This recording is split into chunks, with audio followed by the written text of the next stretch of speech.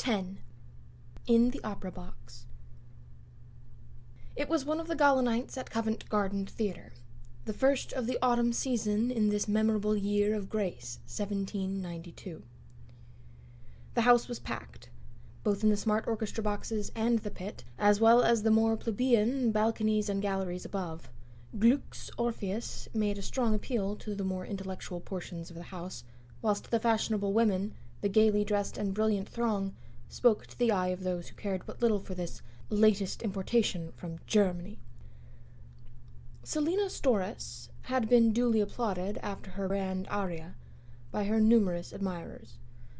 Benjamin Incledon, the acknowledged favourite of the ladies, had received special gracious recognition from the royal box, and now the curtain came down after the glorious finale to the second act, and the audience, which had hung spellbound on the magic strains of the great maestro, seemed collectively to breathe a long sigh of satisfaction, previous to letting loose its hundreds of waggish and frivolous tongues.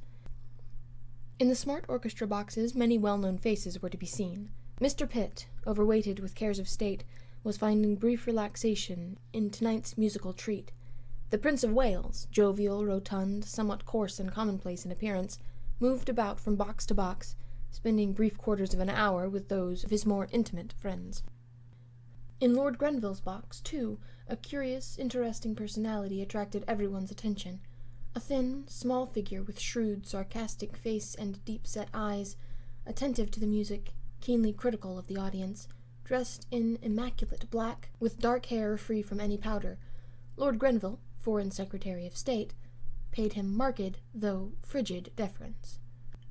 Here and there, dotted about among distinctly English types of beauty, one or two foreign faces stood out in marked contrast.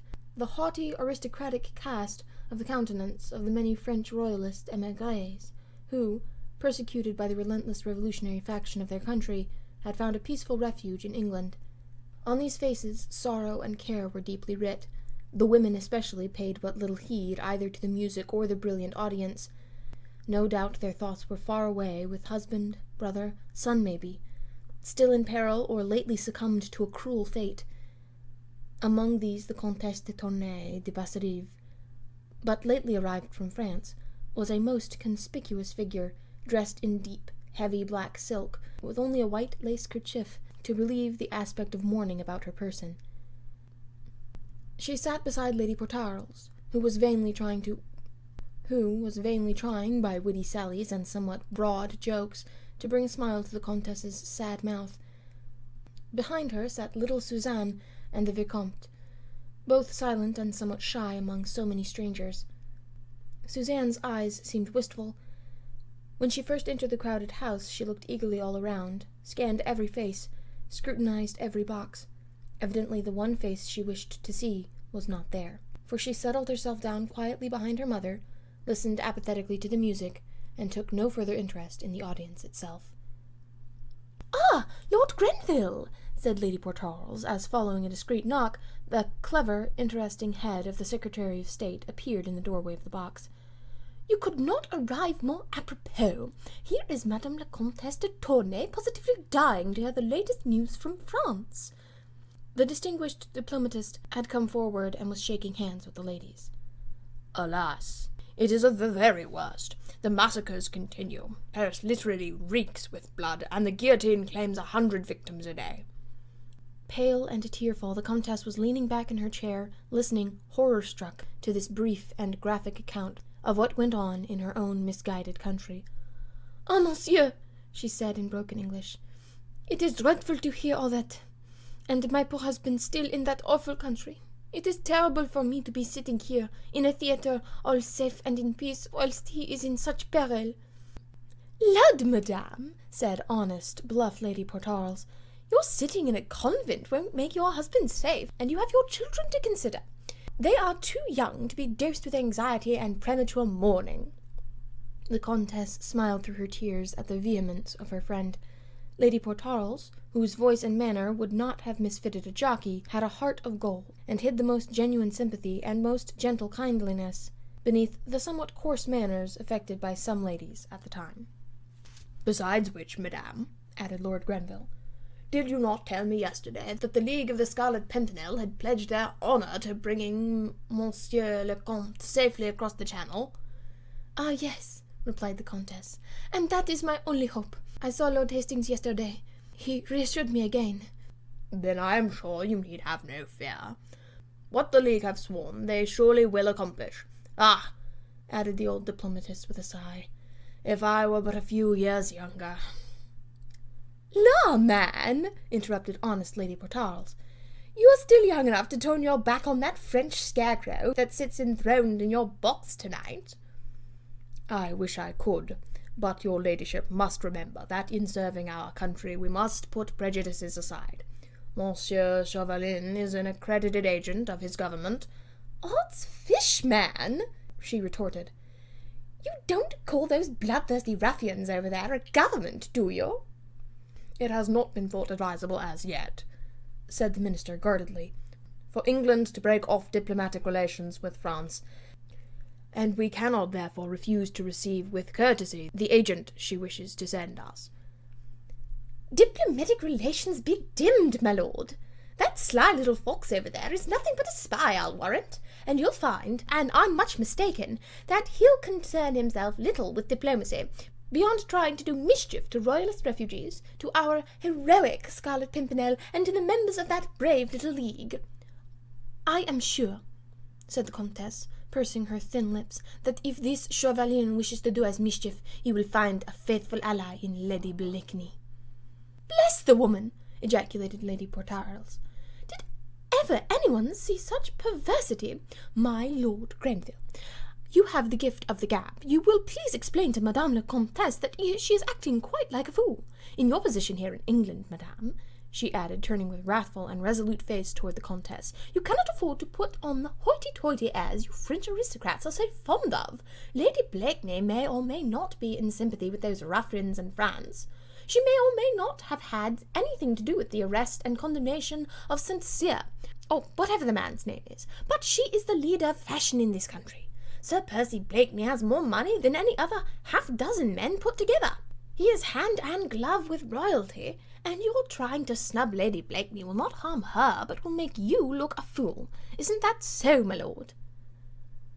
But what Lord Grenville thought of this matter, or to what reflections this homely tirade of Lady Portarles led the Comtesse de Tournay, remained unspoken, for the curtain had just risen on the third act of Orpheus, and admonishments to silence came from every part of the house. Lord Grenville took a hasty farewell of the ladies, and slipped back into his box, where Monsieur Chauvelin had sat through all this interact, with his eternal snuff-box in his hand, and with his keen, pale eyes intently fixed upon a box opposite to him, where, with much frou-frou of silken skirts, much laughter, and general stir of curiosity among the audience, Marguerite Blakeney had just entered, accompanied by her husband, and looking divinely pretty beneath the wealth of her golden reddish curls, slightly besprinkled with powder, and tied back at the nape of her graceful neck with a gigantic black bow. Always dressed in the very latest vagary of fashion, Marguerite alone among the ladies that night had discarded the crossover fichu and broad-lapelled overdress which had been in fashion for the last 2 or 3 years. She wore the short-waisted, classical-shaped gown which so soon was to become the approved mode in every country in Europe. It suited her graceful, regal figure to perfection, composed as it was of shimmering stuff which seemed a mass of rich gold embroidery. As she entered, she leant for a moment out of the box, taking stock of all those present whom she knew. Many bowed to her as she did so, and from the royal box there came also a quick and gracious salute. Chauvelin, watching her intently all through the commencement of the third act, as she sat enthralled with the music, her exquisite little hand toying with a small jeweled fan, her regal head, her throat, arms, and neck covered with magnificent diamonds and rare gems, the gift of the adoring husband who sprawled leisurely by her side. Marguerite was passionately fond of music. Orpheus charmed her tonight. The very joy of living was writ plainly upon the sweet young face. It sparkled out of the merry blue eyes and lit up the smile that lurked around the lips. She was, after all, but 25, in the heyday of youth, the darling of a brilliant throng, adored, feted, petted, cherished. 2 days ago the Day-Dream had returned from Calais, bringing her news that her idolized brother had safely landed, that he thought of her, and would be prudent for her sake. What wonder for the moment, and listening to Gluck's impassioned strains, that she forgot her disillusionments, forgot her vanished love dreams, forgot even the lazy, good-humored nonentity who had made up for his lack of spiritual attainments by lavishing worldly advantages upon her. He had stayed beside her in the box just as long as convention demanded, making way for his Royal Highness, and for the host of his admirers who in continued procession came to pay homage to the Queen of Fashion. Sir Percy had strolled away, to talk to more congenial friends, probably. Marguerite did not even wonder whither he had gone. She cared so little. She had had a little court round her, composed of the jeunesse dorée of London, and had just dismissed them all, wishing to be alone with Gluck for a brief while. A discreet knock at the door roused her from her enjoyment. "Come in," she said with some impatience, without turning to look at the intruder. Chauvelin, waiting for his opportunity, noted that she was alone, and now, without pausing for that impatient "come in," he quietly slipped into the box, and the next moment was standing behind Marguerite's chair. "A word with you, citoyenne," he said quietly. Marguerite turned quickly in alarm, which was not altogether feigned. "Lud, man, you frightened me," she said with a forced little laugh. "Your presence is entirely inopportune. I want to listen to Gluck, and I have no mind for talking." "But this is my only opportunity," he said, as quietly, and without waiting for permission, he drew a chair close behind her, so close that he could whisper in her ear without disturbing the audience, and without being seen in the dark background of the box. "This is my only opportunity," he repeated, as she vouchsafed him no reply. "Lady Blakeney is always so surrounded, so fêted by her court, that a mere old friend has but very little chance." "Faith, man," she said impatiently, "you must seek for another opportunity, then. I am going to Lord Grenville's ball tonight after the opera. So are you, probably. I'll give you 5 minutes then." 3 minutes in the privacy of this box are quite sufficient for me," he rejoined placidly. "And I think that you will be wise to listen to me, citoyen Saint-Just." Marguerite instinctively shivered. Chauvelin had not raised his voice above a whisper. He was now quietly taking a pinch of snuff, yet there was something in his attitude, something in those pale, foxy eyes which seemed to freeze the blood in her veins, as would the sight of some deadly, hitherto unguessed peril. "Is that a threat, citoyen?" she asked at last. "Nay, fair lady," he said gallantly, "only an arrow shot into the air." He paused a moment, like a cat which sees a mouse running heedlessly by, ready to spring, yet waiting with that feline sense of enjoyment of mischief about to be done. Then he said quietly, "Your brother, Saint-Just, is in peril." Not a muscle moved in the beautiful face before him. He could only see it in profile, for Marguerite seemed to be watching the stage intently, but Chauvelin was a keen observer. He noticed the sudden rigidity of the eyes, the hardening of the mouth, the sharp, almost paralyzed tension of the beautiful, graceful figure. "Lud, then," she said, with affected merriment, "since 'tis one of your imaginary plots, you'd best go back to your own seat and leave me enjoy the music." And with her hand she began to beat time nervously against the cushion of the box. Selina Storace was singing the Che Faro to an audience that hung spellbound upon the prima donna's lips. Chauvelin did not move from his seat. He quietly watched that tiny, nervous hand, the only indication that his shaft had indeed struck home. "Well," she said, suddenly and irrelevantly, and with the same feigned unconcern. "Well, citoyenne," he rejoined placidly. "About my brother.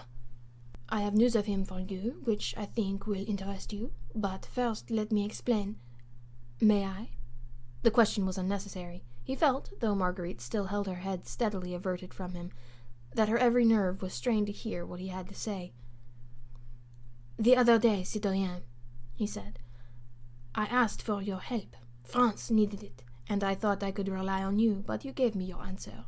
Since then, the exigencies of my own affairs and your own social duties have kept us apart, although many things have happened." "To the point, I pray you, citoyen," she said lightly. "The music is entrancing, and the audience will get impatient of your talk." "One moment, citoyen.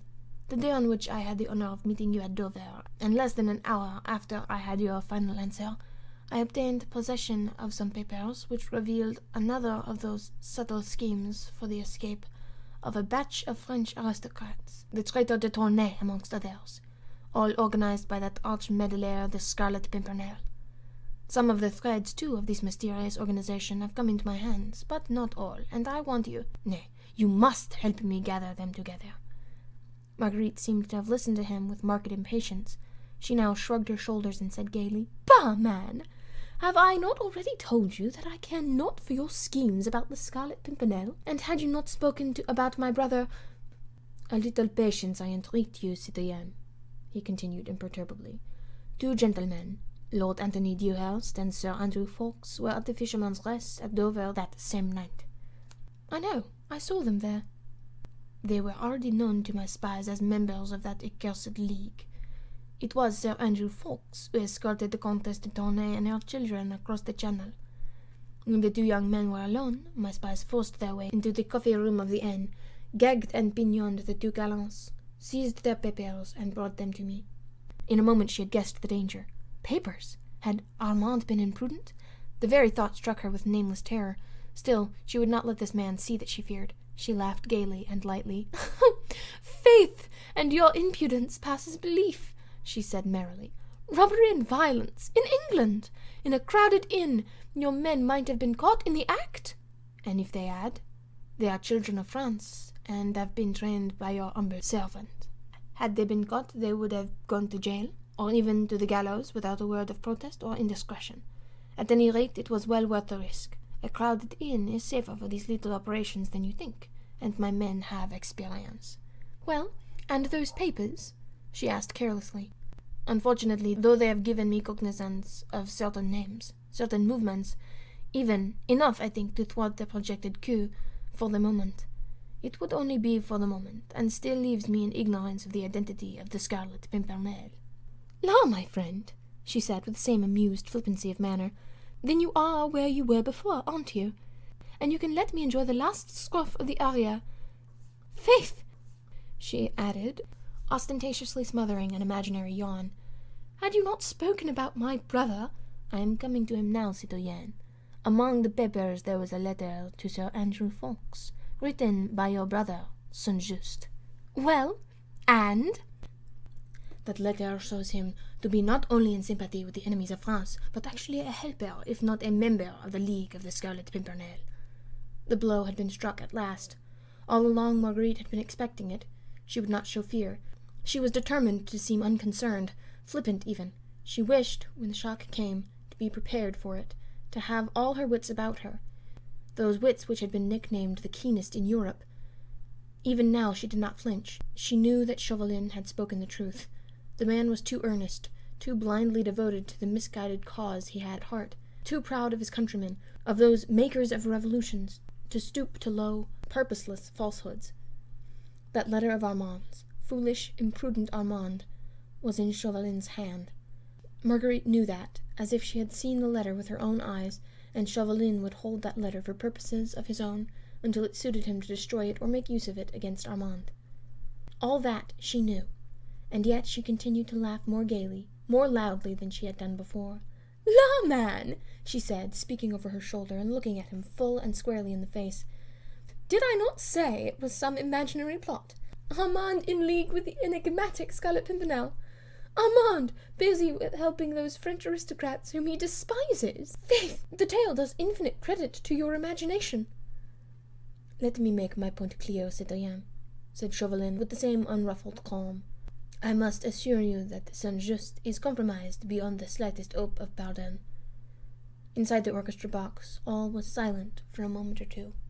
Marguerite sat, straight upright, rigid and inert, trying to think, trying to face the situation, to realize what had best be done. In the house, Storace had finished the aria, and was even now bowing in her classic garb, but in approved 18th century fashion, to the enthusiastic audience, who cheered her to the echo.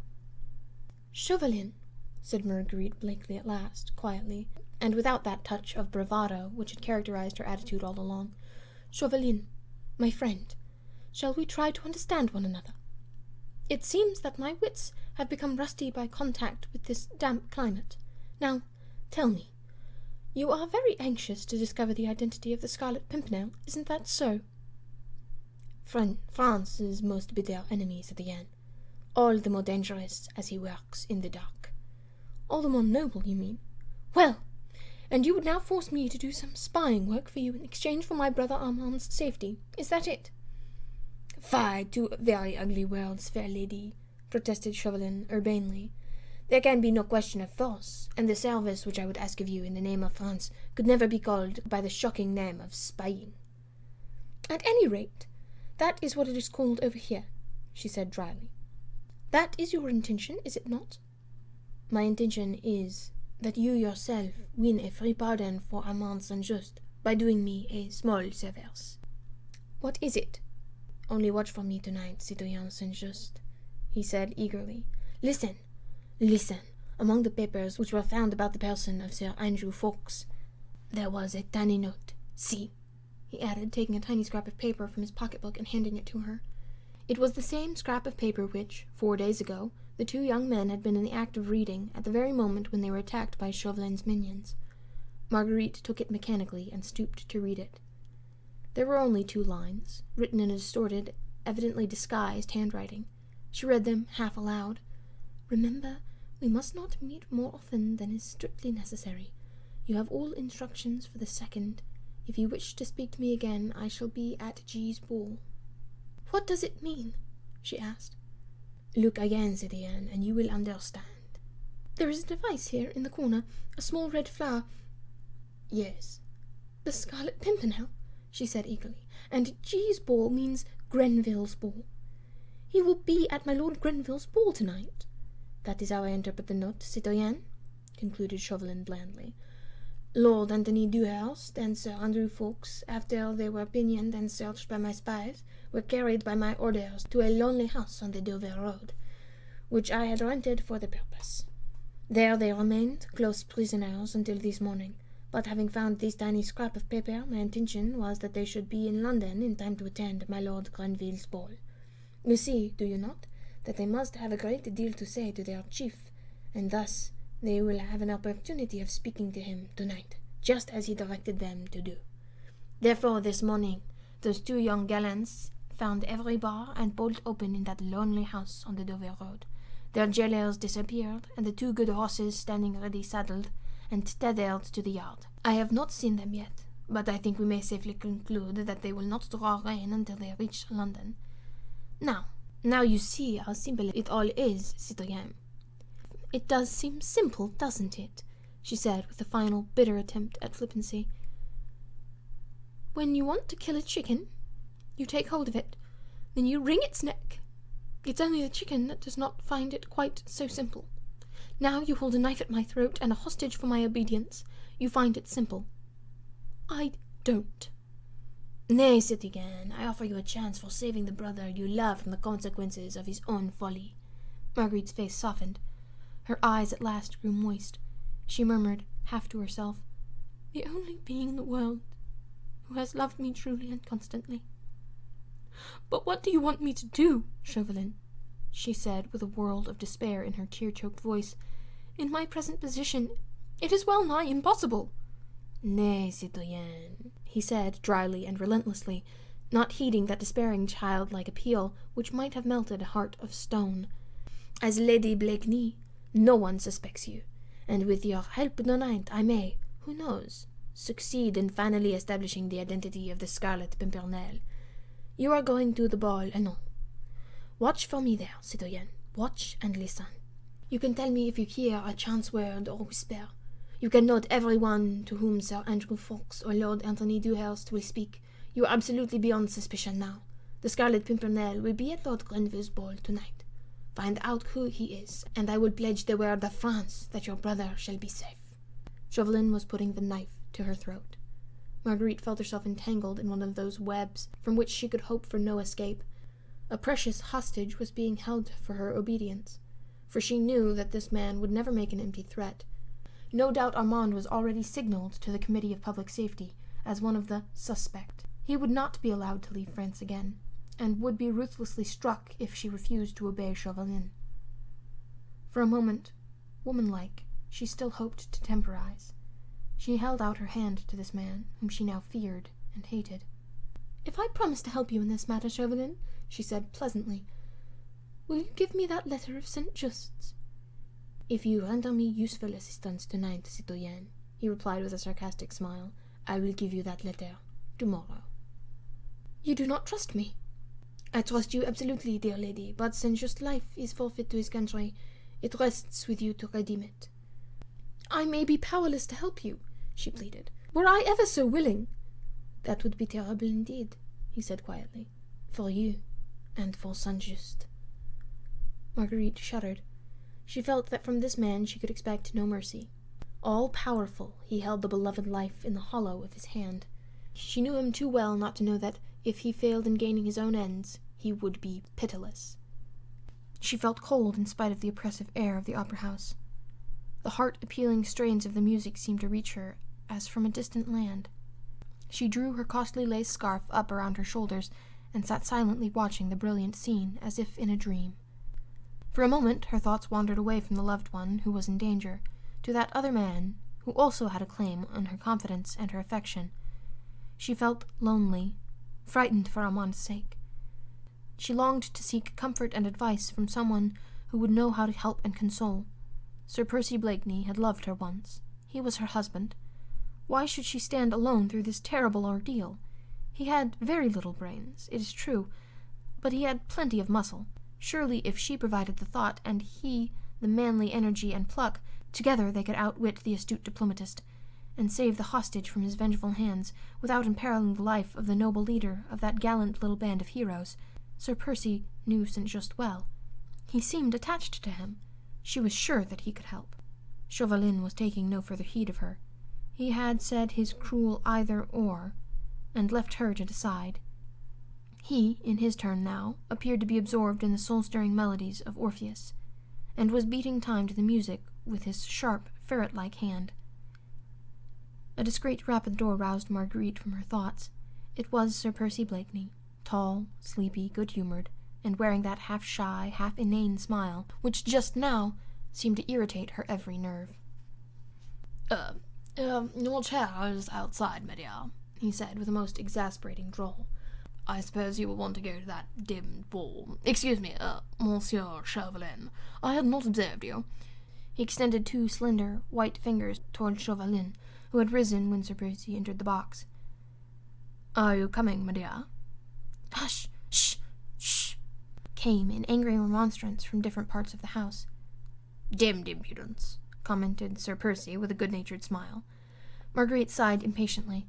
Her last hope seemed suddenly to have vanished away. She wrapped her cloak around her, and, without looking at her husband, "I am ready to go," she said, taking his arm. At the door of the box she turned and looked straight at Chauvelin, who, with his chapeau bras under his arm and a curious smile round his lips, was preparing to follow the strangely ill-assorted couple. "It is only au revoir, Chauvelin," she said pleasantly. "We shall meet at my Lord Grenville's ball anon." And in her eyes the astute Frenchman read, no doubt, something which caused him profound satisfaction, for, with a sarcastic smile, he took a delicate pinch of snuff, then, having dusted his dainty lace jabots, he rubbed his thin, bony hands contentedly together.